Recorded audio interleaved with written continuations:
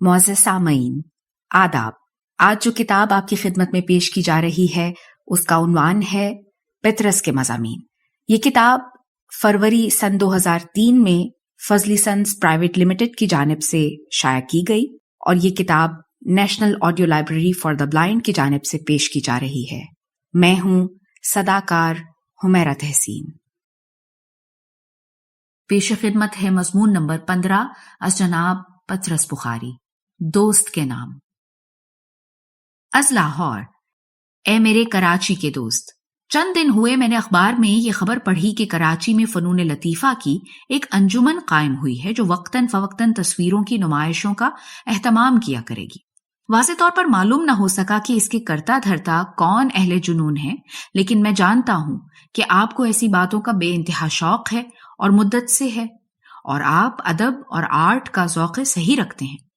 اس لیے مجھے یقین ہے کہ آپ اس میں ضرور شریک ہوں گے، بلکہ عجب نہیں کہ یہ انجمن آپ کی مساعی کا نتیجہ ہو اور آپ ہی نے اپنی جاذبیت سے ایسے خوش مذاق لوگوں کو ایک نقطے پر جمع کر لیا ہو جنہیں شوق تو ہے لیکن آپ کا سا شغف نہیں۔ یہ سوچ کر بہت اطمینان ہوا، کیونکہ اپنے ہم خیالوں کی ایک انجمن بنا کر آپ کو ضرور یہ گونا تقویت قلب نصیب ہوگی، ورنہ تنہا کتابوں اور تصویروں سے راز و نیاز کی باتیں کرتے کرتے انسان تھک جاتا ہے۔ ذوق سلیم کی تازگی پر تنہائی کی وحشت اور تلخی غالب آنے لگتی ہے۔ انسان دیوانہ نہیں تو علیل الدماغ ضرور ہو جاتا ہے، اور غالب کا ایک مصرع قافیہ بدل کر پڑھنے کو جی چاہتا ہے کہ مقدور ہو تو ساتھ رکھوں رازداں کو میں۔ لیکن اے دوست، کیا اس کام میں کسی نے آپ کی مزاحمت نہیں کی؟ کیا کسی مقامی اخبار نے جل کر یہ نہیں لکھا کہ پاکستان پر ابتلا کا زمانہ آیا اور آپ جیسے خوش فکروں کو مصوری اور نقاشی کا شوق چرایا ہے؟ کسی نے جلتے ہوئے شہر روما اور نیرو کی سارنگی کا فقرہ نہیں کسا؟ کسی ستوں چشم بددور ہیں آپ دین کے نے مسجد میں واز کرتے ہوئے آپ کے لہو و لعب اور تفریح کوشے پر نفرین نہیں کہی، اور آپ پر کفر اور شرک اور الحاد کا فتویٰ لگا کر لوگوں کو آپ کے خلاف نہیں اکسایا؟ اور کچھ نہیں تو کیا کسی گھاگس مصلحت بین افسر نے ہمدردی اور تہذیب کے رکھ رکھاؤ کے ساتھ آپ کو یہ مشورہ نہیں دیا کہ برخوردار بے بانگ چنگ مخور میں کہ محتسب تیز است، اور بالفرض ان باتوں سے بچ نکلے تو کیا ضیافت کے موقع پر کسی نیم تعلیم یافتہ ہم اثر نے جو تنخواہ میں آپ سے برتری کا دعوے دار ہے آپ کی آزاد منشی کا مضحکہ نہیں اڑایا، اور جب آپ پٹے ہوئے نظر آئے تو آپ پر قہقہے بلند نہیں ہوئے؟ اگر آپ کو ایسی منزلیں پیش نہیں آئیں تو کراچی سب سے الگ تھلگ کوئی جگہ ہوگی، یا پھر بیزاری اور بددلی پک رہی ہوگی اور آپ کو ابھی دکھائی یا سنائی نہ دی ہوگی، ورنہ جس حسن مذاق پر آپ کو غرور ہے وہ تو آج کل ایک مہاجر یتیم کی طرح بھوکا اور ننگا کسی کھنڈر کے کونے میں سر بے زانو دبکا بیٹھا ہے، اور باہر پڑا پڑ می برس رہا ہے اور آندھیاں چل رہی ہیں۔ پچھلے سال قائد اعظم یہاں تشریف لائے، اور وہ باغ جس کو لارس گارڈن کہا کرتے تھے، اس میں جو قطعہ روز گارڈن کہلاتا تھا، وہاں ایک عظیم الشان پارٹی ہوئی۔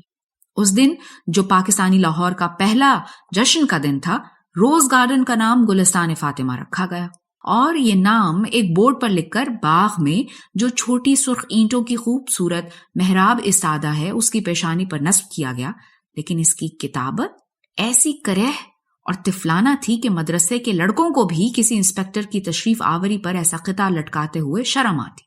گلستان فاطمہ کی بے ذوق ترکیب سے قطع نظر کیجیے اور اس کے مصنوعی پن کو جانے دیجیے، جس کی بدولت نہ وہ غریب ہی اس نام سے مانوس ہوں گے جو دوپہر کے وقت درختوں کے سائے میں اپنا گرد آلود جوتا سر کے نیچے رکھ کر اس باغ میں سو جاتے ہیں، اور نہ وہ پتلون پوش ہی اس میں کوئی کشش پائیں گے جو شام کے وقت موٹروں میں سوار ہو کر یہاں ٹینس کھیلنے آتے ہیں۔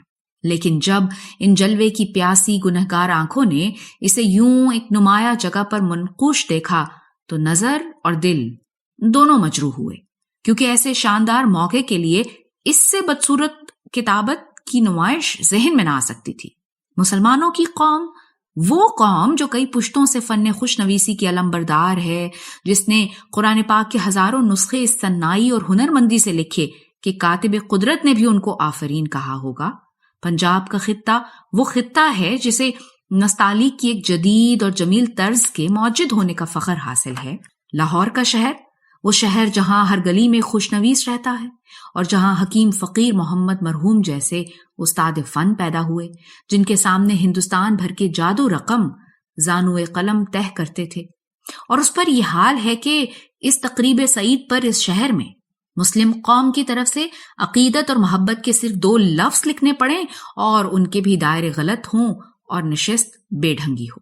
آپ دیکھتے تو یقیناً آپ کو اس کی تہ میں بد مزاقی کا عروج نظر آتا اور آپ پشمردہ ہو جاتے اور ڈھونڈتے پھرتے کہ کس کے پاس جا کر شکایت کروں، اور لوگ آپ کو دیوانہ سمجھتے، اور بعض ایسے بھی ہوتے کہ ایسی خردگیری پر آپ کو بدتمیز کہتے یا آپ سے توقع رکھتے کہ آپ ہر قباحت کو حسن سمجھیں یا حسن کہیں، ورنہ آپ پر پاکستان میں کیڑے ڈالنے کا الزام لگتا اور آپ کی وفا شعاری پر حرف آتا. اب آپ اس انجمن کے چکر میں اپنے آپ کو کسی ممبر پر پائیں اور آپ کے سامنے آپ کے ہم قوم جمع ہوں اور وہ آپ کو زبان کھولنے کی اجازت دیں تو آپ جو سینے میں درد مند دل رکھتے ہیں یہ کہنے سے کیوں کر باز آئیں گے کہ اے مسلمانوں، تمہارے آباء و اجداد خط اور دائرے اور خم اور زاویے کا وہ ذوق رکھتے تھے کہ دنیا میں اس کی مثال مشکل سے ملتی ہے. کوفی اور طغرا نستعلیق اور نسخ کس کس نہج سے انہوں نے ابجد سے عشق کیا ہے. ان کے ایوانوں میں آویزاں وصلیوں کو دیکھو، ان کی مطلع اور مذہب نسخوں کو دیکھو، ان کے روزوں اور محلوں، ان کی مسجدوں اور خانقاہوں، ان کے فرامین اور سکوں اور مہروں، ان کی قبروں اور ان کے کتبوں کو دیکھو. مرگ یا زیست کا کوئی مقام، سطوت یا افلاس، مسرت یا ماتم، جشن یا یکسوئی، خلوت یا جلوت کا کوئی مقام آیا ہے جہاں انہوں نے قلم اٹھایا اور ان کے قلم نے حسین و جمیل حروف کے لافانی نقوش چوب و قرطاس و سنگ پر ثبت نہ کر دیے ہوں؟ اب جبکہ خدا نے تمہیں اپنے کلچر کے احیاء اور تحفظ کے لیے سب قوتیں تمہارے ہاتھ میں دے دی ہیں، قسمیں کھا لو کہ اس ورثے کو ہاتھ سے جانے نہ دو گے، اور عہد کر لو کہ آج سے تمہاری دکانوں، تمہارے مکانوں، تمہارے دفتروں، تمہاری کتابوں اور اخباروں اور رسالوں، تمہاری مسجدوں اور تمہارے مزاروں، تمہارے سرناموں اور تمہارے نوٹس بورڈوں اور جہاں جہاں تمہارے ہاتھ ابجد کے خط کھینچیں گے اسلاف کا نام روشن کریں گے، اور جو نزاکتیں اور لطافتیں اور رعنائیاں انہوں نے صدیوں میں پیدا کی ہیں انہیں مسخ نہ ہونے دیں گے، تاکہ جہاں کسی کو تمہاری تحریر نظر آئے وہ جان لے کہ یہ مسلمان کا لکھا ہوا ہے، اس قوم کا لکھا ہوا ہے جس نے دنیا میں خوشخطی کا مرتبہ بلند کیا اور جو اب بھی اپنی حسن آفرینی پر ناز کرتی ہے. یہ کہنے سے آپ کیوں کر باز آئیں گے؟ لیکن کیا آپ کی بات کوئی سنے گا؟ کیا کراچی میں ہیں ایسے لوگ؟ فنون لطیفہ کی انجمن تو آپ نے بنا لی ہے، اور پھر خوش نویسی تک تو عافیت رہے گی، لیکن کیا آگے بھی بڑھیے گا؟ تصویروں کا ذکر بھی کیجیے گا. اخبار میں لکھا تھا کہ آپ تصویروں کی نمائش کا اہتمام کر رہے ہیں. یہ سچ ہے تو اے دوست وقتاً فوقتاً مجھے اپنی خیریت سے مطلع کرتے رہیے گا، کیونکہ اگر کراچی سب سے الگ تھلگ کوئی جگہ نہیں تو آپ کو بے انتہا جسارت سے کام لینا پڑے گا، اور عجب نہیں کہ لوگ آپ کا حال دیکھ کر عبرت پکڑا کریں. ہمارے ملک میں اس وقت کوئی بھی ادارہ ایسا نہیں ہے جسے آپ صحیح معنوں میں آرٹ اسکول کہہ سکیں.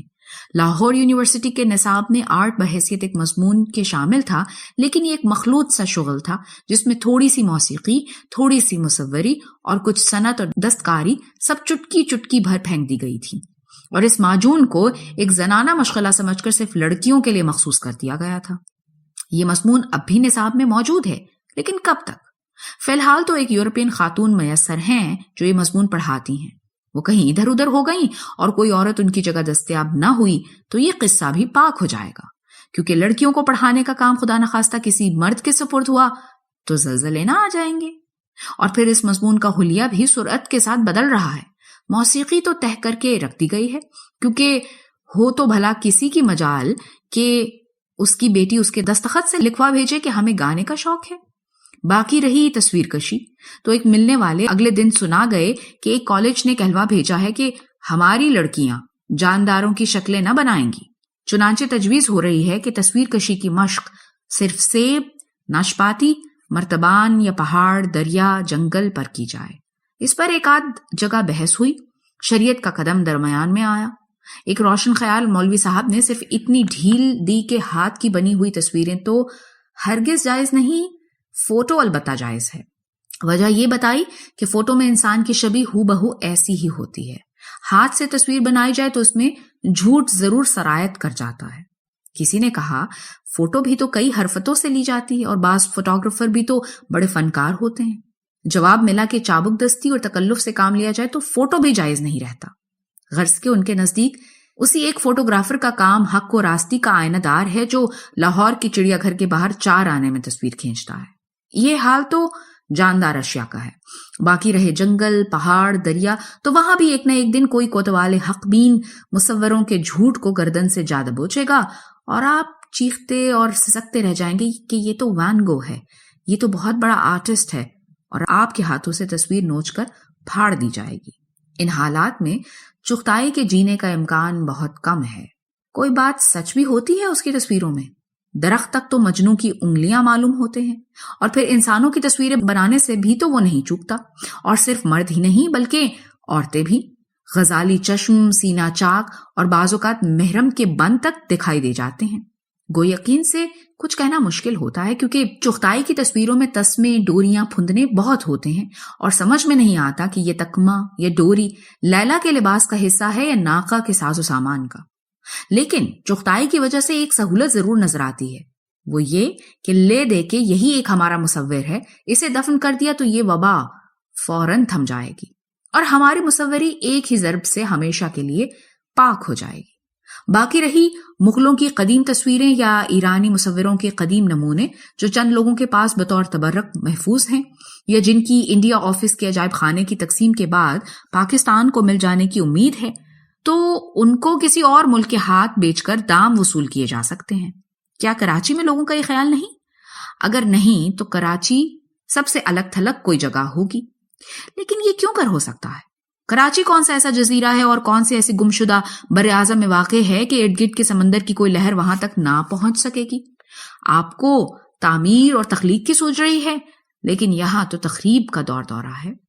ہاتھوں سے لٹ چھین کر اس کی جگہ قلم اور منہ قلم آپ کیوں کر رکھ دیں گے؟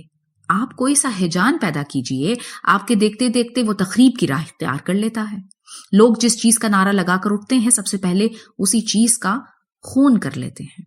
آپ کہیے کہ رمضان کا احترام واجب ہے تو لوگ ٹولیاں بنا بنا کر بازاروں میں ڈھونڈتے پھرتے ہیں کہ کس کا منہ کالا کریں۔ آپ اسلام کی دعوت دیجئے تو تلاشی شروع ہو جاتی ہے کہ کس کے دھرے لگائیں، کسے سنسار کریں۔ آپ حیا کی تلقین کیجئے تو لوگ سرے بازار عورتوں کے منہ پر تھوکنے لگتے ہیں اور بچیوں پر اپنا بہیمانہ زور آزماتے ہیں۔ مجھ کو تو سکھاتی ہے افرنگ نے زندیقی، اس دور کے ملا ہیں کیوں ننگے مسلمانی۔ ایسے غیظ و غضب کی فضا میں بھی آج تک کہیں آرٹ پنپا ہے؟ آرٹ کے لیے تو ضبط اور نسق اور استحکام اور اخلاق اور فراغ لازم ہے، یا پھر کوئی ولولہ، کوئی امنگ، کوئی عشق جو دلوں کے دروازے کھول دے اور ان میں سے شعر و سخن، نغمہ اور رنگ کے طوفان اچھل اچھل کر باہر نکل کودے۔ کیا کبھی ایسے آرٹ پنپا ہے کہ ہر بڑے کو دولت اور اقتدار کی ہوس نے اندھا اور بہرا کر رکھا ہو، اور ہر چھوٹا اپنی بے بذاتی کا بدلہ ہر ہمسائے اور راہگیر سے لینے پر تلا ہو؟ نہ کوئی اقتصادی نظام ایسا ہو کہ ہر چیز کی پوری قیمت اور ہر قیمت کی پوری چیز نصیب ہو، اور لوگ فاقے کے ڈر سے نجات پا کر کنات کی گود میں ذرا آنکھ جھپک لیں۔ نہ کوئی اخلاقی نظام ایسا ہو کہ لوگوں کو اس دنیا یا اس دنیا میں کہیں بھی جزا و سزا کی امید یا خوف ہو۔ نہ مسرت کا کوئی ایسا جھونکا آئے کہ درختوں کی ٹہنیاں مست ہو کر جھومیں اور پتوں کی سرسراہٹ سے آپ ہی آپ نغمے پیدا ہوں۔ نہ عافیت کا کوئی گوشہ ایسا ہو جہاں آپ کا فنکار متکف ہو کر بیٹھ جائے اور آپ کے لیے تصویریں بناتا رہے۔ نہ آس پاس کی کوئی ایسی نرالی بستی ہو جہاں شاعر غریب شہر بن کر گھومتا پھرے اور لوگ اسے دیوانہ اجنبی سمجھ کر اسے بک لینے دیں۔ فنون لطیفہ کی انجمن تو آپ نے بنا لی ہے، لیکن ڈرتا ہوں کہ کہیں پہلا کام اس انجمن کا یہ نہ ہو کہ چند تصویروں کو مخرب اخلاق اور عریاں کہہ کر جلا دیا جائے، اور چند مصوروں پر اوباشی اور بے دینی کی تہمت لگا کر انہیں ذلیل کیا جائے، یا پھر ان پر ایسے لوگ مسلط کر دیے جائیں جو ان کے ہنر کو کھردری سے کھردری کسوٹیوں پر پرکھیں اور ان پر واضح کر دیں کہ جس برتری کا انہیں دعویٰ تھا اس کا دور اب گزر گیا۔ ہیں اہل خرد کس روش خاص پہ نازاں، پابستگی رسم و رہ عام بہت ہے۔ میں جانتا ہوں کہ آپ آرٹ کو عشرت نہیں سمجھتے، اسے محض عمارت کا دل بہلاوا نہیں سمجھتے۔ آپ ایسے نہیں کہ آپ کو جاندار ہی کی تصویر پر اصرار ہو، یا محض تصویر ہی پر اصرار ہو. حسن کو اختیار ہے، جہاں چاہے رہے، جو شکل چاہے اختیار کرے، صرف یہ ہے کہ زندہ رہے. اور امیر غریب، چھوٹے بڑے، ادنا و اعلیٰ، سب پر اپنی بخششیں ارزانی فرمائے. ایک زمانہ تھا کہ آرٹ اور صنعت و حرفت کا آپس میں چولی دامن کا ساتھ تھا. آپ تو اس عہد زرین کو واپس لانا چاہتے ہوں گے تاکہ آرٹ کا جلوہ بچوں کے کھلونوں میں، کسان کی تہمت میں، سیلانی کے ہاتھ کی چھڑی میں، پنساری کے مٹی کے گھڑوں میں، غرض زندگی کے ہر گوشے میں نور پاش ہو. لیکن جو ننھی ننھی شمعیں یہاں وہاں ٹمٹما رہی ہیں، انہیں ہی بجھا دیا گیا تو لاکھوں انسانوں کی زندگیاں جو ابھی تک تاریک پڑی ہیں وہ کیسے جگمگائیں گی؟ کیا کراچی میں جو آپ کے ہم جلیس ہیں انہیں اس بات کا احساس ہے؟ اگر ہے تو انہیں بتا دیجئے کہ آرٹ کی ایک مسکراہٹ کے لیے انہیں اس بیگانہ تبسم ماحول میں کئی صحرا چھاننے پڑیں گے. فرحتی نیز کے در پہلوئے صد غم نیست، روز مولود جہاں کم ز شب ماتم نیست. اگر یہ محض میرا وہم ہے تو اے دوست پھر کراچی سب سے الگ تھلگ کوئی جگہ ہوگی. تو پھر اے دوست ہم سب کو وہاں بلا لیجئے، یا کراچی کو اتنا وسیع کیجئے کہ ہم سب اس میں سما جائیں. کراچی میں آپ نے بہت کچھ رسوخ پیدا کر لیا ہوگا. آپ کے اخلاص اور اصابت رائے کے سب لوگ قائل ہوں گے. بڑے بڑے افسروں سے آپ کی ملاقات ہوگی، بڑے بڑے ارباب حل و عقد کا قرب نصیب ہوگا. ان سے کہیے منزل راہ رواں دور بھی دشوار بھی ہے، منزل راہ رواں دور بھی دشوار بھی ہے، کوئی اس قافلے میں قافلہ سالار بھی ہے. معزز سامعین، جو ریکارڈنگ آپ نے ابھی سماعت فرمائی اسے national audio library for the blind کی جانب سے پیش کیا گیا ہے. ہمارے یوٹیوب چینل کو لائک، سبسکرائب اور شیئر ضرور کیجیے. اپنی قیمتی تجاویز اور آراء کے اظہار کے لیے ہمارے کمنٹ سیکشن کا استعمال کیجیے. اگر آپ بھی رضاکارانہ طور پر ہمارے اس مشن کا حصہ بننا چاہیں تو ڈسکرپشن میں دیے گئے لنک کے ذریعے ہمارے واٹس ایپ گروپ کو جوائن کیجیے. شکریہ.